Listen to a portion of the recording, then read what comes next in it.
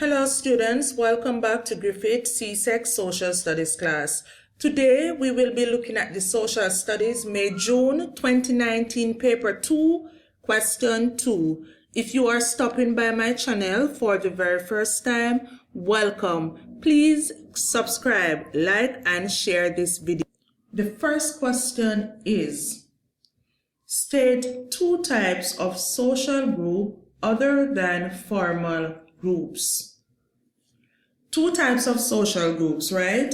Other than formal groups are, my answer, voluntary group, primary group. We know that there are other types of formal groups, right? So I want three persons to give me some other types of formal groups.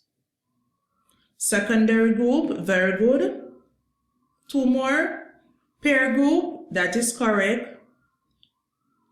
Informal group, very good. All right, I'll just take yours since your hand is up. Which one you want to tell me about? Informal group, all right, yes. So you guys are correct. There are different types of social groups and you could have written any two for your answer.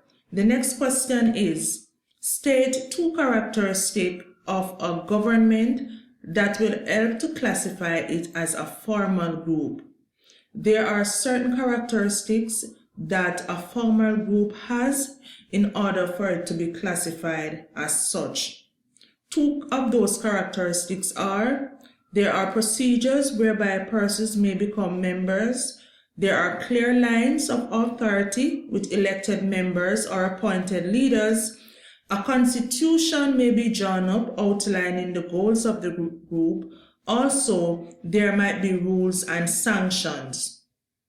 So these are just some of the characteristics of a group. All right, so I've given you three characteristics. They only ask for two. Let us look at the next question. Outline two functions of the government of a country. And when you see the verb outline in a question, it is asking you to explain a little more on your answer. So you just don't state your answer. You're going to write a short explanation of what you mean. Two functions of the government of a country are providing leadership. When a country has an effective government or leaders who are selected to run a country, the country will grow, citizens will prosper, right? Leaders should be proactive, they should be fair and transparent. Two, another function of the government of a country is to manage the economic conditions. It is important that government reduce poverty, which is one of the major social issues affecting most countries. Number three, creation of jobs. In order for a country's economy to grow, government must provide employment opportunities for its citizens so that they will be able, right, to meet the basic needs of family members. And also when government provide jobs for citizens, they are now able to contribute to the running of the country by paying their taxes. Another function of the government of a country is to collect tax. Government can collect taxes directly or indirectly. And an example of a direct tax is income tax or PAYE. All right. So they ask you for two functions and I've given you four that you can choose two from. All right. Let us look at the next question. Suggest three actions citizens of a country may take to ensure that the government is held accountable, right? Explain why each actions you have suggested will be successful.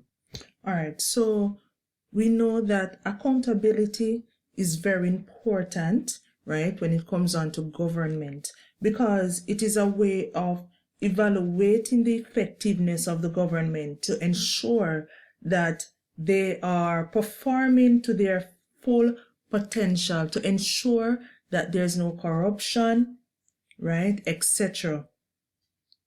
So three actions that citizens of a country may take to ensure that the government is held accountable are: action 1, citizens can vote in an election if they believe that or discern that the government is not acting in their interests. So after I have written action 1, I am now going to explain why do I think this will be successful. This will be successful because citizens are the real leaders of the country. They are the ones with the power in their hands to choose a group of people to represent them, right? And we know the saying, government for the people, government by the people.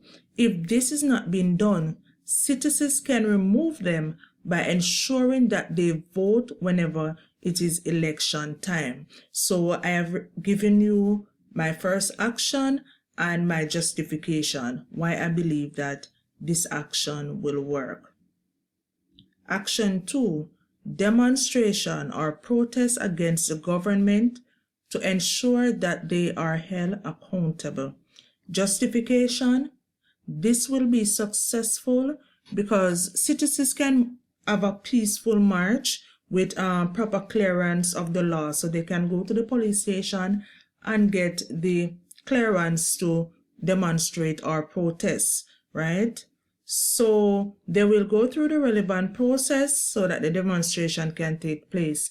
Demonstrations can be held in different places. So if it's in Jamaica, citizens from the different parishes can come out and protest or demonstrate, right? And this will ensure that the voices of our citizens are heard, right? We are living in a democratic country, and they are supposed, the government, they are supposed to listen to the people, listen to the voice of the people. Action 3, writing a letter to the ombudsman or any other organization that represents citizens' rights. For different Caribbean countries, you might have a different office that represents the welfare of the people. If you're living in Jamaica, you could write a letter to the ombudsman, right?